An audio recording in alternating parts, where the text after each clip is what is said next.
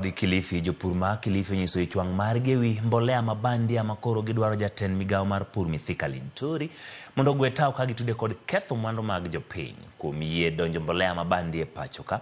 Kaluwore gi jadolo ma kanisa ma JCC e kaunti ma Kilifi Thomas Kakala, jogo mitudo kod chenro mar keyo mbolea mabandia onego maki ma ok ni pod itimo nonro ewi wachno. Na mwaka juzi nilipanda mahindi na yakasimama wima, hayakuzaa. Sasa nikalalamika, wakaniambia kulikuwa na mbegu gushi zikisambaa. Sasa hivi nimeingia uoga zaidi kwa sababu ya matukio tunayoyaona kwamba ati kuna mbegu gushi ambazo ziko sokoni na pia kuna mbolea gushi ambayo iko sokoni, na si kwamba inaongewa kwa kudhaniwa.